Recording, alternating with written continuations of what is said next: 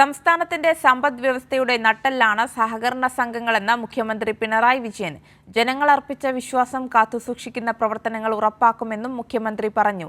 സംസ്ഥാന സഹകരണ വകുപ്പ് കനകക്കുന്നിൽ സംഘടിപ്പിച്ച സഹകരണ എക്സ്പോ ഒരുമയുടെ പൂരം 2025 ഉദ്ഘാടനം ചെയ്ത് സംസാരിക്കുകയായിരുന്നു മുഖ്യമന്ത്രി.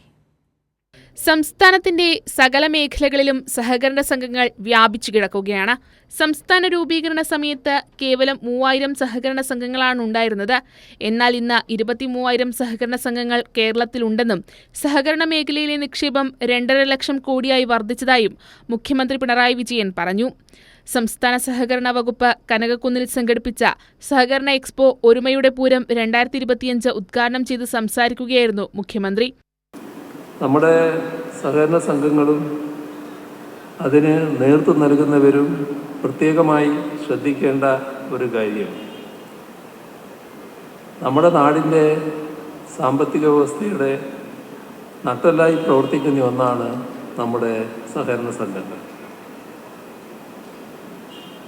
നേരത്തെ സംസ്ഥാന രൂപീകരണ ഘട്ടത്തിൽ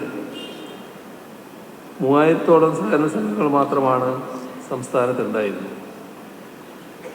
ഇന്നത് 23,000-ഓളമാണ്. നിക്ഷേപമാണെങ്കിൽ 2.5 ലക്ഷം കോടിയോളം രൂപയാണ്. അപ്പോൾ സഹകരണ മേഖലയിൽ എത്രമാത്രം വിശ്വാസമാണ് ജനങ്ങൾ അർപ്പിക്കുന്നത് എന്നാണ് ഇത് കാണിക്കുന്നത്. ആ വിശ്വാസം കാത്തുസൂക്ഷിക്കുന്ന പ്രവർത്തനങ്ങളാണ് എല്ലാവരുടെയും ഭാഗത്തു നിന്ന് ഉണ്ടാകേണ്ടത്. ചുരുങ്ങിയ കാലം കൊണ്ട് സഹകരണ മേഖലയ്ക്ക് കൂടുതൽ ഉണർവ് നൽകാൻ സഹകരണ എക്സ്പോയ്ക്ക് കഴിഞ്ഞുവെന്നും നവകേരള സൃഷ്ടിയിൽ മികച്ച സംഭാവനകൾ സഹകരണ മേഖലയിൽ നിന്ന് പ്രതീക്ഷിക്കുന്നതായും മുഖ്യമന്ത്രി കൂട്ടിച്ചേർത്തു. ഈ മാസം 30 വരെയാണ് സഹകരണ എക്സ്പോ തിരുവനന്തപുരം കനകക്കുന്നിൽ നടക്കുന്നത്.